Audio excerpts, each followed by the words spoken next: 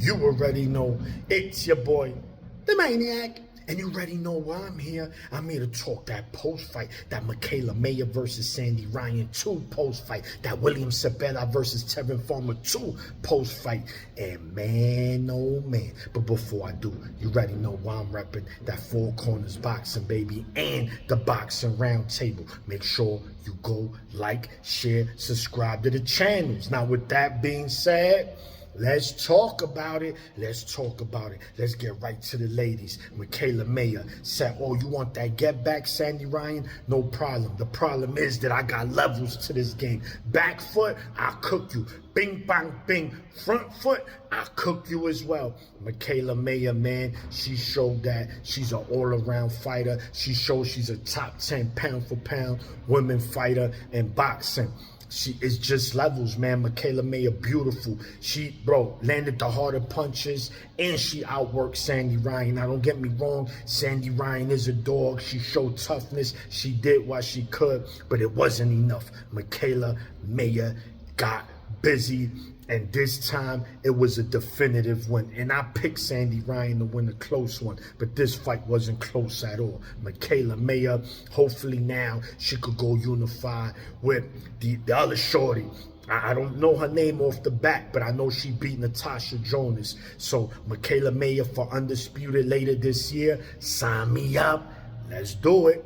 Let's do it. But also on the co-main event, the male welterweight WBO champion Brian Norman Jr. against Puerto Rican's Derek Cuevas. Look, I'm Puerto Rican, man. Everyone know that. But listen, Brian Norman, he did my man Cuevas 30. He treated him. Nah, it wasn't even a bend knee. He didn't cook him. He microwaved him. He threw him right in that microwave. Hot pocket. Bing, bing, bing. Bang. 3 rounds. Get him up out of here. Brian Norman Jr. is proven to be one of the better fighters at 147. I think after April 12th, Boots is going to dominate Stanionis, and it's going to just be Brian Norman Jr. and Boots. They're going to just separate themselves at the welterweight division. Now, people are going to say, wait a minute, Barrios. Listen, don't get me wrong. Barrios is tough. I'm not shitting on him. But Brian Norman Jr., Boots right now, to me, they beat Barrios, no problem. But let's see what happens down the line. Hopefully we could get that unification match with Brian Norman and Boots. If not, then we do Norman and Barrios. It don't matter. Unifications, I'm all for that. But also on that card, Emiliano Vargas, he got busy. He's looking good at 140. He's looking good every fight, just like Abdullah Mason. Are they on a collision course down the line? Sign me up. Emiliano's 140, Abdullah's 135, but Abdullah's a big dude, so he'll be going to 140 very soon. Hopefully that's a match we can see in about 2 to 3 years from now. Also, Shoo. Bruce Carrington, baby, he got busy. And after he cooked, he said, listen, I want everybody at 126. And I'm talking about the guys with them straps. That's all I'm calling out. It's strap season. One of y'all gonna have to come up off your belt. Who's gonna be Fulton? Is it gonna be Leo? Is it gonna be Ball? Is it gonna be Espinoza?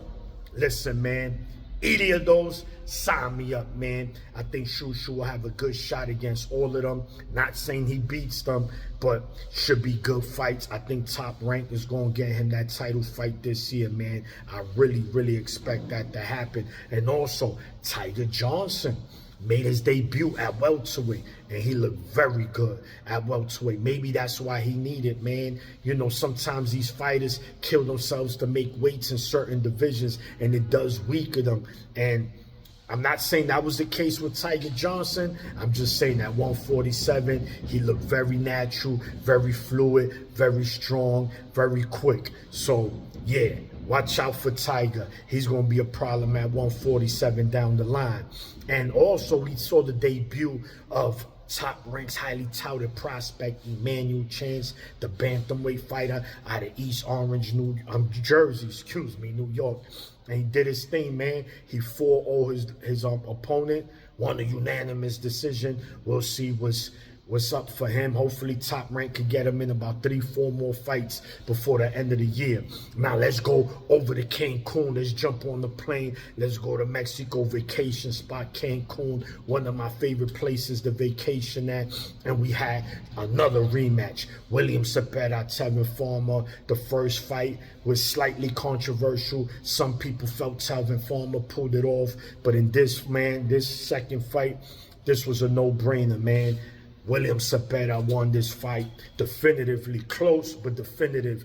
And I mentioned it, me and Johnny on his show, I said, listen, Tevin Farmer is the more skilled fighter. Stay on the outside, move angles, and get out of there. When he did that, he was cooking. But he just couldn't get away, man. He couldn't keep Zepeda away, and Zepeda just outworked him. That's exactly what it was. He just got outworked. It's simple.